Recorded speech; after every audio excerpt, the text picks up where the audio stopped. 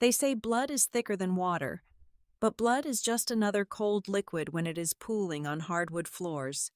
The sound of my mother laughing that night, clear and satisfied as the solid metal rod crashed into my left knee, taught me a lesson no textbook ever could. Sometimes, the real monsters do not hide under your bed in the dark.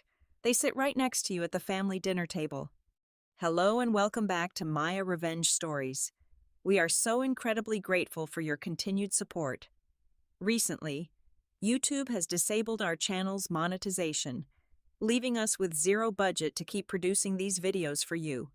If you enjoy today's story, please consider supporting us by joining our Patreon, where you will find exclusive, true stories that are even better, much longer, and feature incredibly detailed situations with multiple emotional voice actors that we simply cannot make public on YouTube.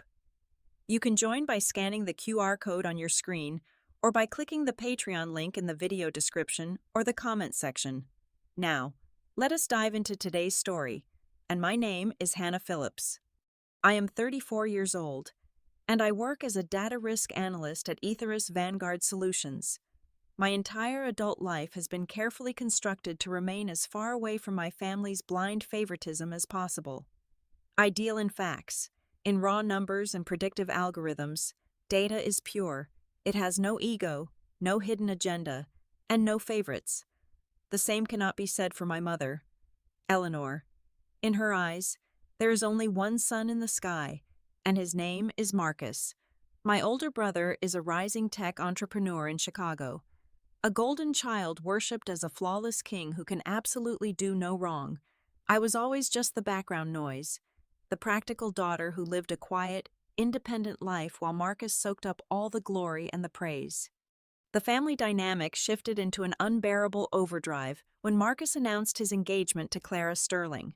Clara is the sole heir to a massive real estate empire, a woman born into the kind of generational wealth that makes ordinary rich people look like absolute peasants. This marriage was highly anticipated by my mother. It was the golden ticket that would finally elevate the Phillips family into the exclusive realm of the ultra-wealthy. My mother was ecstatic, already acting as if she personally owned half of the real estate in Chicago. The facade of the perfect, upper-class family was polished to a blinding shine. To celebrate this grand union, my mother gave me a seemingly harmless task.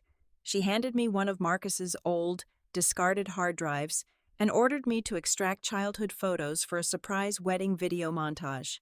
I took the drive back to my apartment, plugged the dusty device into my secure workstation, and ran my standard deep scan software to recover any corrupted image files. But like I said, data never lies, and it rarely stays hidden if you possess the right tools to uncover it. While sifting through the mundane files, my software bypassed the surface directories and accidentally unraveled the encryption on a hidden, partitioned folder. Its name was labeled simply as Contingency Fund. My professional curiosity took over. What I found inside that folder shattered the flawless illusion of my brother's life into a million jagged pieces. The very first document was a scanned, perfectly legal marriage certificate dated exactly 6 years ago. The groom was Marcus Phillips. The bride was a woman named Sylvia Vance. My hands went cold as I searched the entire directory, running cross-references through secure public records databases, but there was absolutely zero evidence of a divorce decree. Marcus was still legally married to this woman. But that was just the beginning of the nightmare. The folder was a digital graveyard of financial sins.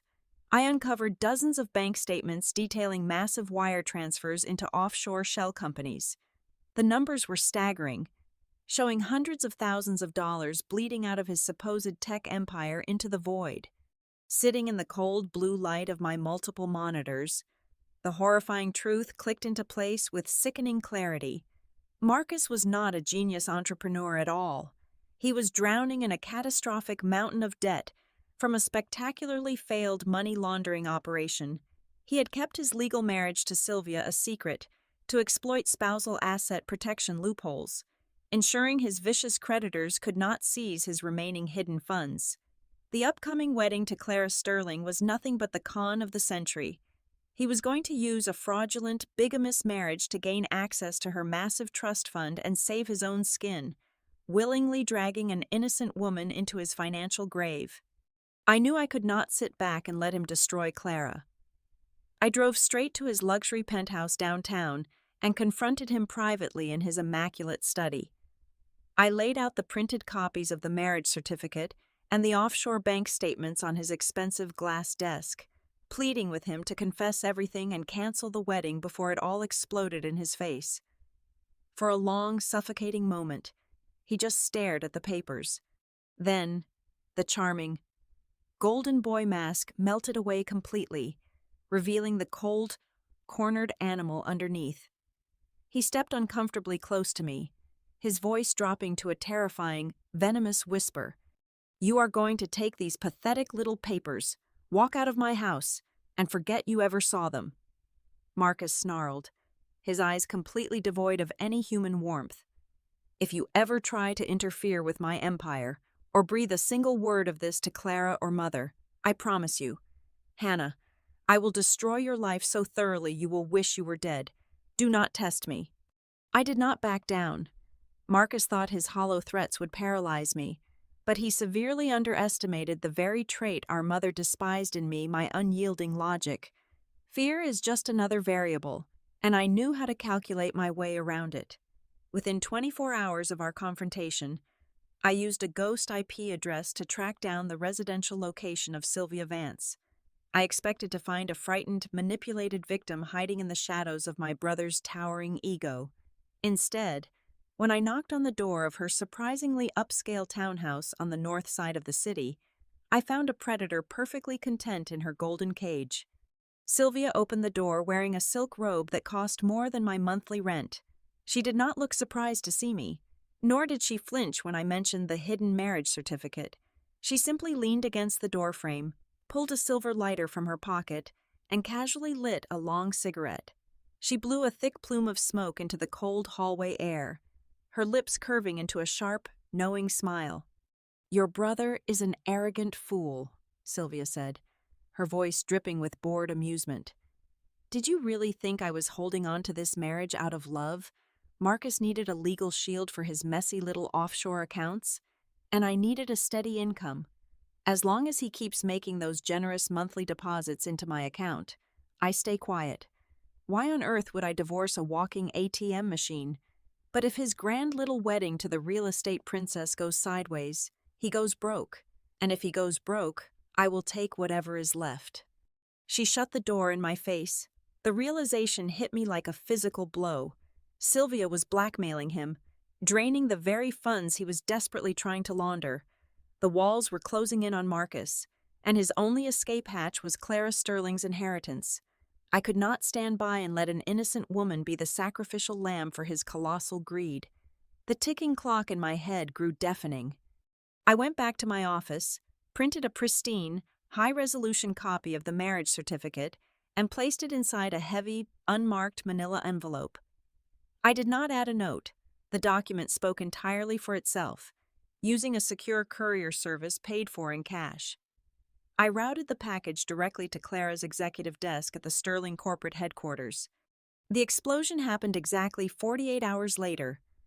Right in the middle of the lavish rehearsal dinner, I was standing near the back of the grand ballroom, nursing a glass of sparkling water, watching the sickening display of fake perfection.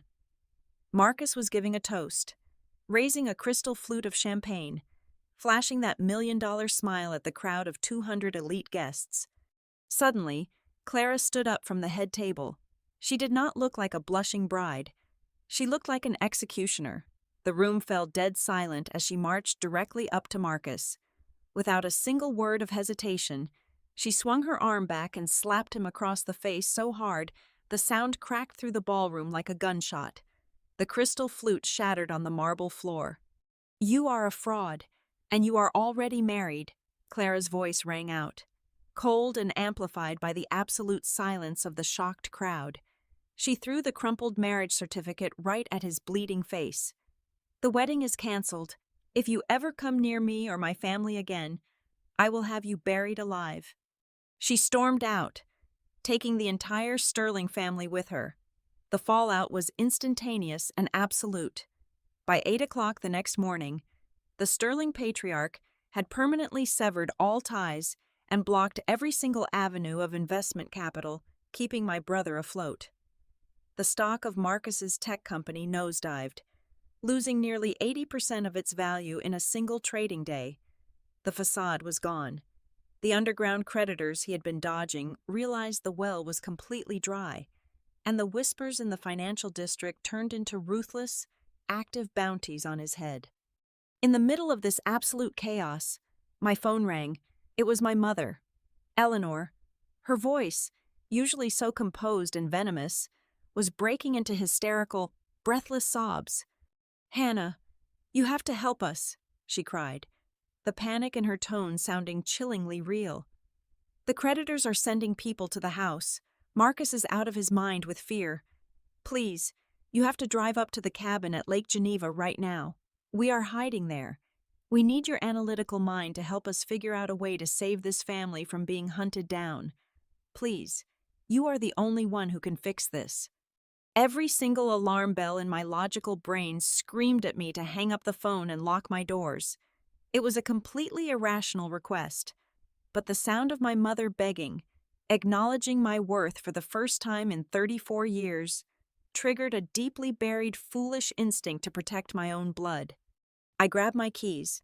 I drove my car out of the city, plunging straight into a massive, blinding thunderstorm. The rain lashed furiously against my windshield, the wipers struggling to clear the heavy sheets of water as I headed into the pitch-black night toward the isolated Wisconsin woods, completely unaware that I was driving straight into a slaughterhouse.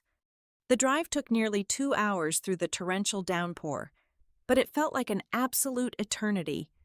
The storm outside was violently thrashing the ancient pine trees surrounding the Lake Geneva property.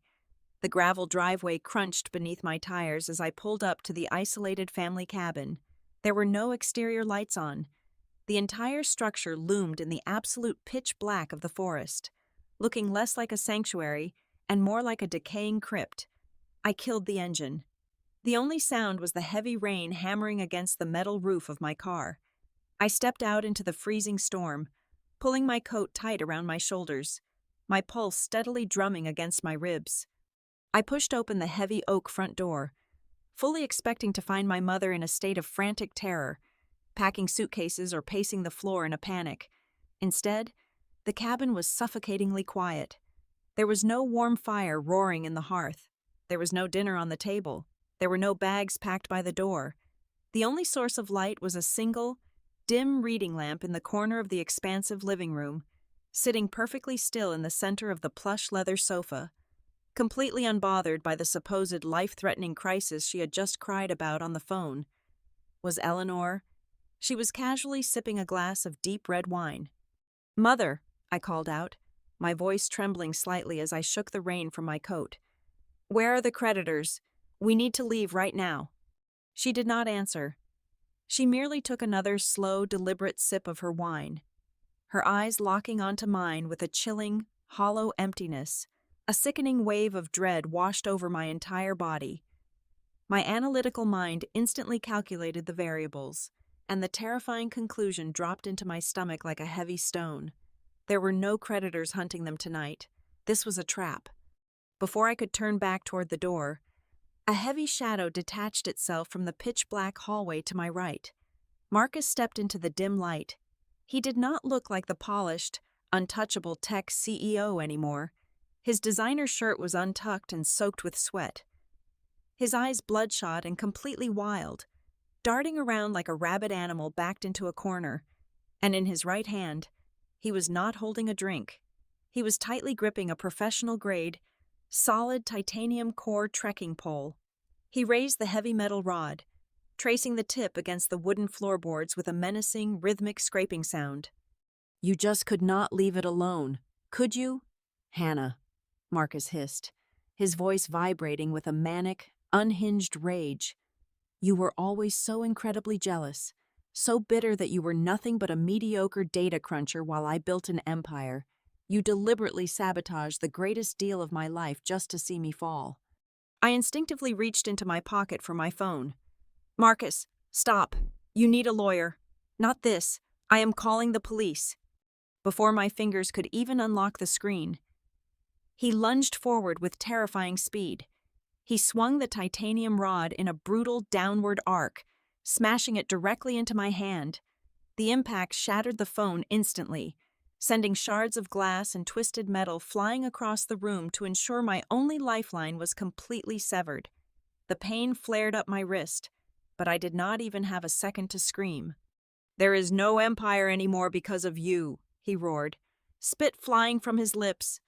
Without a single fraction of a second of hesitation, Marcus gripped the rod with both hands, raised it high above his shoulders, and swung it horizontally with every ounce of his terrifying, desperate strength. The solid titanium core connected squarely with my left knee. The sound was absolutely deafening. It was a dry, hollow crack, like a thick winter branch snapping perfectly in half under extreme pressure. My kneecap did not just break. It completely shattered into jagged fragments. A blinding, white-hot explosion of agony ripped through my nervous system, so intense that it completely robbed me of my vision for a split second. My legs simply ceased to function. I collapsed violently onto the hard wooden floor, clutching my destroyed knee, screaming until my vocal cords tore. The pain was an absolute monster, tearing through my flesh and bone, radiating up into my chest and making it completely impossible to draw a single breath. I lay there in a puddle of rainwater and my own blood, gasping for air, staring up at the two people who were supposed to be my family. I looked toward the sofa, desperately expecting my mother to scream, to tackle him, to call an ambulance. Instead, I witnessed a horror far worse than the agonizing physical trauma in my leg. Eleanor slowly stood up. She looked down at me, writhing in agony on the floor, and a broad, satisfied smile spread across her face. And then, she laughed. It was a clear, ringing, joyous sound that echoed off the cabin walls. The sheer malice in that laugh froze the blood in my veins. She walked over, her designer heels clicking sharply against the floorboards, and stared down at me with absolute, unfiltered disgust. "I should have broken your legs when you were a little child," Eleanor spat, her voice dripping with pure venom. "Maybe then you would have learned how to keep your mouth shut and respect your betters. You ruined my son. You ruined my future. You deserve every ounce of this." The psychological devastation of her words hit me harder than the metal rod. Marcus stood over me, his chest heaving heavily. He raised the heavy titanium pole high into the air once again, aiming directly for my skull to deliver the final, fatal blow. I closed my eyes, waiting for the dark. But just as his muscles tensed to strike, a blinding beam of bright yellow light suddenly swept across the living room window. It was the high beams of a local forest patrol cruiser, slowly navigating the treacherous, muddy roads in the storm. The sudden, glaring intrusion of light startled Marcus so severely that he dropped his arms, the pole clattering loudly to the floor. The manic rage in his eyes was instantly replaced by the raw, cowardly panic of a criminal caught in the act. Eleanor grabbed his arm, violently whispering at him to move, working with frantic, synchronized speed. The mother and son completely ignored my bleeding body. They tipped over the heavy coffee table, smashed a decorative vase against the wall, and yanked open the drawers of the mahogany desk, quickly staging the living room to look exactly like a random, violent home invasion. Without a single backward glance, they sprinted out the back door into the raging storm, leaving me alone to bleed out on the cold hardwood floor. The roar of their engine faded into the distance. The cabin descended into a terrifying, suffocating silence. My vision began to narrow into a dark, fuzzy tunnel. My body was rapidly going into severe shock. Using the absolute last ounce of willpower left in my fading consciousness, I dragged my right arm across the floor. The screen of my smartwatch was completely shattered from the fall, but the side button was still barely intact. I pressed and held it down, feeling the triple vibration of the emergency SOS feature activating. As the faint, tiny voice of an emergency dispatcher crackled through the broken speaker, the darkness finally swallowed me whole. I woke up to the rhythmic, synthetic beeping of a heart monitor and the harsh, sterile smell of medical bleach. The blinding fluorescent lights of the intensive care unit burned through my eyelids before I could even fully open them. My left leg felt as though it had been encased in a solid block of freezing cement. Yet beneath that heavy numbness, a relentless, burning agony pulsed with every single beat of my heart. A surgeon in faded blue scrubs stood at the foot of my bed, holding a heavy metal clipboard. He did not sugarcoat the reality. He explained that my kneecap had been completely pulverized into bone dust and jagged splinters. They had to surgically implant artificial cartilage and secure the remaining bone structure with a complex network of titanium plates and heavy surgical screws. The damage to the surrounding nerves was catastrophic. He looked me dead in the eye and told me that I would never walk normally again, and I would be managing severe, chronic pain for the rest of my natural life. The heavy wooden door to my hospital room swung open before I could even process the permanent mutilation of my body. A tall man in a rumpled brown suit walked in, flashing a silver badge. He introduced himself as Detective Miller, but right on his heels, bursting into the room like a tragically wounded actress stepping onto a theater stage, was Eleanor. My mother threw herself toward my bed, sobbing uncontrollably. She reached out to stroke my hair, but I violently jerked my head away, absolutely disgusted by her touch. Eleanor did not miss a beat. She turned to Detective Miller, her face a perfect mask of maternal devastation, tears streaming down her carefully powdered cheeks. It was a complete nightmare. "Detective," Eleanor cried, clutching her pearl necklace with trembling hands. "Some desperate, violent drug addict kicked in the back door of the cabin while we were sleeping. He was completely out of his mind. He demanded cash, and when my poor daughter tried to fight him off, he attacked her with a crowbar. Marcus and I barely escaped with our lives to go get help. We are just so traumatized." The sheer audacity of her performance made the bile rise in the back of my throat. I squeezed my eyes shut, violently fighting against the heavy, nauseating fog of the intravenous pain medication flooding my system. I needed absolute clarity. I dug my fingernails deep into the palms of my hands, using the sharp sting of physical pain to anchor my mind to reality. I opened my eyes, ignored my mother completely, and locked my gaze directly onto Detective Miller. "She is lying," I said, my voice hoarse and completely stripped of any emotion. "There was no break-in. There was no drug addict. My brother smashed my leg with a metal rod, and my mother stood there and laughed." The grand performance instantly shattered. Eleanor turned a sickly, pale shade of white. Her eyes widened, but the sorrow evaporated, replaced immediately by the cold, calculating panic of a cornered snake. She spun back to the detective, waving her hands in frantic dismissal. "Stop this interrogation immediately," Eleanor demanded, raising her voice to a shrill, hysterical pitch. "Can you not see she is completely delusional? The trauma and those heavy narcotics have broken her mind. Hannah has always had a vicious, anti-family mentality. She is paranoid and making up absolutely insane delusions to punish us for her own failures. You cannot legally use a single word she is saying." Detective Miller slowly closed his notepad, his expression entirely unreadable. He looked at me with a mixture of professional skepticism and quiet pity. "I hear you, Miss Phillips," the detective said slowly, choosing his words with frustrating caution. "But we have a major problem with your accusation. Just 1 hour ago, your brother's defense attorney submitted a heavily documented alibi to our precinct. We have time-stamped security footage, multiple eyewitness statements, and a dozen physical credit card receipts proving that Marcus was actively purchasing drinks at a high-end nightclub exactly 100 miles away in downtown Chicago at the precise moment you were attacked. The local patrol officers did not find him at the cabin, and legally, he could not have been in 2 places at once." A cold, paralyzing silence fell over the hospital room. I stared at the ceiling as the terrifying reality of their plan clicked into place. The attack was not just a sudden outburst of rage, it was a meticulously premeditated execution. They had engineered a flawless digital alibi before they even lured me to the woods. They fully intended to beat me to death, frame a non-existent drifter, and walk away clean. They were trying to bury me alive in my own medical records. I looked at Eleanor. She was trying to hide a smug, victorious smirk behind her tissue. She thought she had won. She thought my broken body meant a broken spirit. "Get her out of my room," I commanded, my voice dropping to a low, dangerous whisper that made even the detective step back. "Get her out now, before I bleed on her expensive shoes." Miller escorted a loudly protesting Eleanor out into the hallway.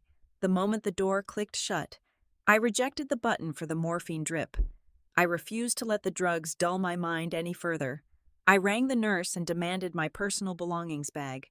My hands were shaking from the agonizing pain radiating from my crushed knee, but my mind was sharper than it had ever been in my entire life.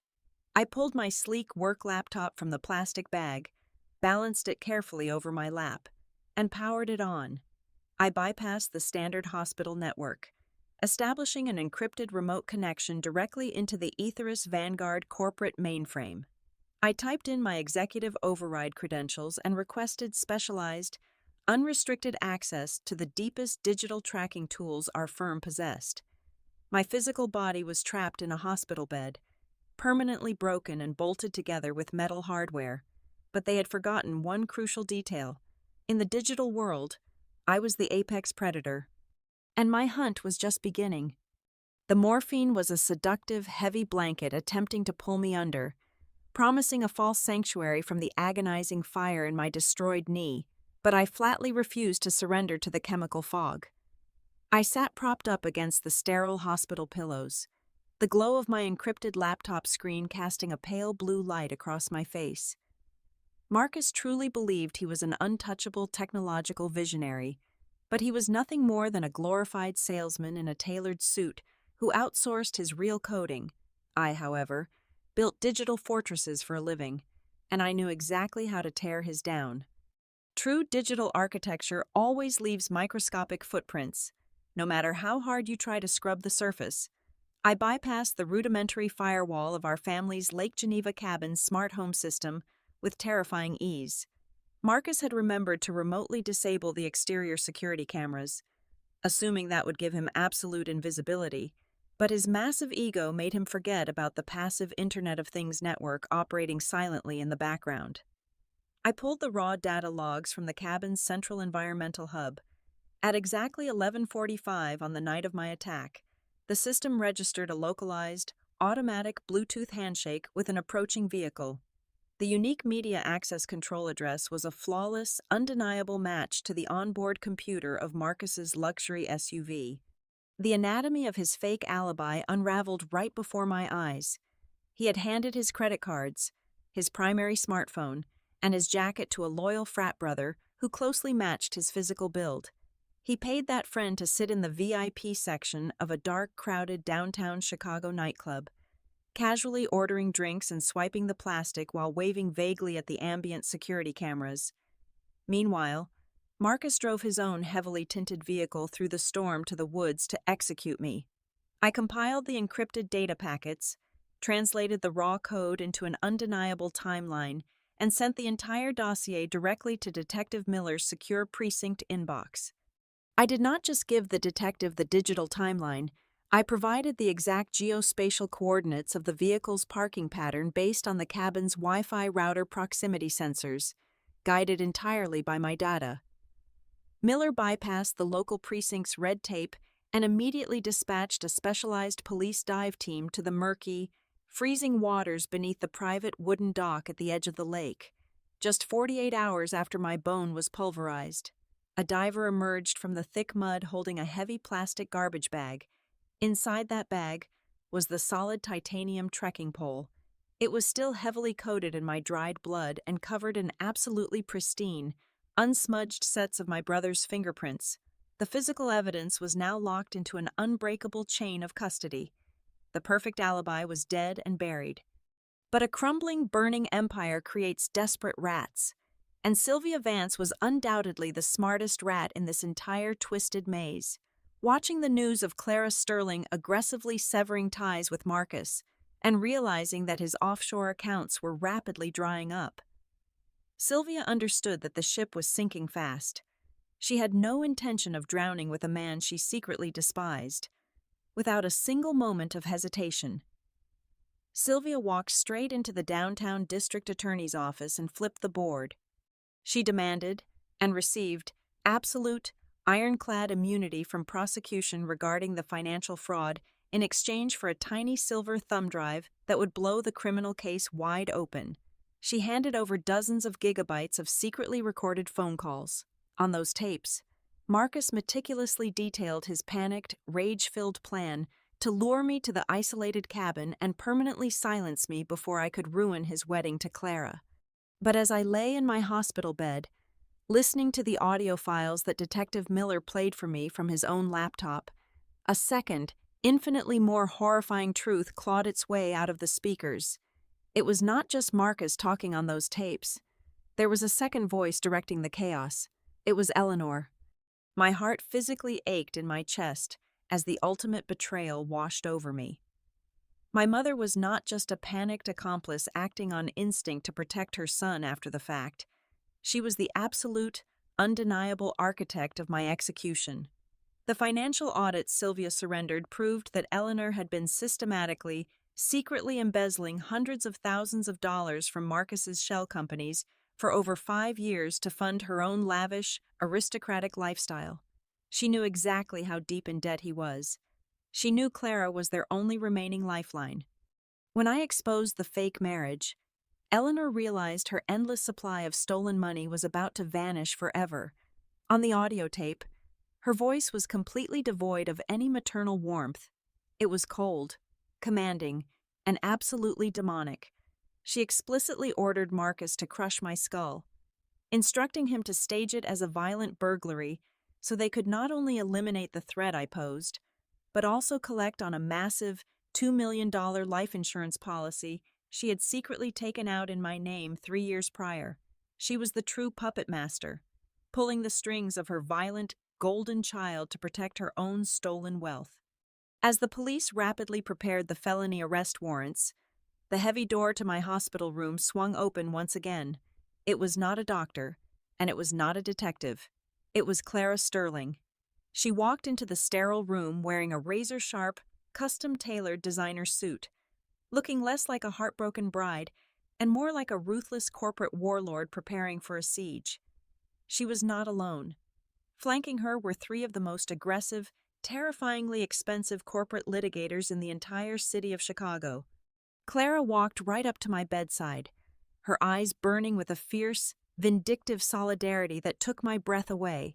She had brought the full, devastating weight of the Sterling Empire to bear on my behalf. "We are going to take every single dime they have left," Clara stated, her voice resonating with diamond-hard resolve. "They picked the wrong women to destroy." She informed me that she was personally financing a massive, relentless civil lawsuit on my behalf. Her legal team had already filed emergency ex parte injunctions with a sympathetic judge to legally freeze every single bank account, property deed, investment portfolio, and liquid asset tied to the Phillips family name. By 5 o'clock that evening, Marcus and Eleanor were entirely locked out of their own lives. Their credit cards bounced. Their bank accounts showed absolute zero. They could not even buy a cup of coffee to keep themselves warm. Desperation is a highly potent poison, and Eleanor took a massive, fatal dose, completely cornered, entirely cut off from her stolen money, and knowing deep down that the police were closing the net around her, she made one final, catastrophic miscalculation. She arrogantly assumed that everyone in the world was just as morally bankrupt and easily bought as she was. Late that evening, under the cover of darkness, Eleanor slipped past the hospital security desk. She crept through the quiet, dimly lit corridors carrying $10,000 in smuggled, untraceable cash inside a brown paper envelope. She cornered a young night shift nurse who had been assigned to my ward, desperately offering the massive bribe in exchange for one simple, deadly favor. She wanted the nurse to inject a lethal overdose of potassium chloride straight into my intravenous line while I slept, staging my death as a sudden, tragic medical complication to stop me from testifying. But my mother had walked straight into a brilliant, inescapable trap. The young woman in the scrubs was not a nurse at all. She was an undercover narcotics detective planted by Miller. The very second Eleanor handed over the thick envelope of cash and a stolen medical syringe, the quiet, sterile hallway absolutely erupted in calculated chaos. "Police do not move," a voice roared through the corridor. Plainclothes officers swarmed my mother from every single direction. They violently slammed her against the cold linoleum wall, slapping heavy steel handcuffs onto her wrists right outside my hospital door. I listened to the sound of her frantic, pathetic screaming as they dragged her away. The grand, untouchable mastermind of the Phillips family was finally in chains, utterly destroyed by the very daughter she had tried to throw away. The criminal trial became a massive media spectacle, broadcasting the spectacular fall of the Phillips family across every major news network. I walked into the crowded courtroom not in a wheelchair, but relying on a custom, silver-tipped cane. Every step sent a jolt of pain through my body, but I held my head high. I entered that room with the posture of an undefeated warrior, completely refusing to let them ever see me as a victim again. The climax of the trial arrived when the prosecutor played the secretly recorded audio files. The suffocating silence of the courtroom was violently broken by the clear, sickening sound of Eleanor laughing the exact moment my knee was crushed, followed by the undeniable paper trail of their extensive money laundering operation. I watched the members of the jury physically shudder in absolute disgust. The pristine, untouchable upper-class illusion of my family finally shattered into worthless dust. Marcus completely collapsed under the weight of his own arrogance. The judge handed down a crushing sentence of 25 years in federal prison, without the possibility of parole for severe aggravated assault and massive financial fraud. As the heavy-set bailiffs dragged him away in handcuffs, he openly wept, screaming my name and desperately begging me to just look at him. I gave him absolutely nothing but an ice-cold stare. Eleanor faced her own devastating reality. She was sentenced to 15 years behind bars for conspiracy to commit murder and being an active accessory to the brutal assault. Furthermore, the civil courts systematically stripped her of every single penny, seizing all her properties and assets. Her hysterical, desperate wails echoed endlessly against the courtroom walls, but not a single soul felt an ounce of pity for her. 3 years have passed since that day. I completely resigned from my old corporate job and built my own empire from the ground up. With massive, unwavering financial backing from Clara Sterling's personal trust fund, I proudly founded Vanguard Shield. We are an elite data investigation agency dedicated entirely to protecting vulnerable women from marriage fraud, financial abuse, and domestic violence. As I stand here today, watching a brilliant, fiery sunset reflecting off the calm waters of Lake Michigan, I can still feel a dull, lingering ache radiating from my titanium knee, but I smile with profound relief. The thick metal hardware buried inside my leg is no longer a permanent mark of horrific betrayal. It is my eternal medal of honor. It is the undeniable proof that I walked through hell, burned the absolute worst demons to the ground with my own 2 hands, and finally reclaimed my light. Thank you so much, from the bottom of my heart, for taking the time to listen to my story today. I would love to know, where in the world are you listening from right now? Please let me know in the comments. If you found today's journey compelling and want to help our channel continue operating, please consider supporting us by joining the Maya Revenge Stories Patreon. There, you can listen to our absolute best, most exclusive true stories that are simply too intense and detailed to make public on YouTube. You can join our community right now by scanning the QR code on your screen or by clicking the Patreon link located in the video description or the pinned comment. Thank you for your incredible support.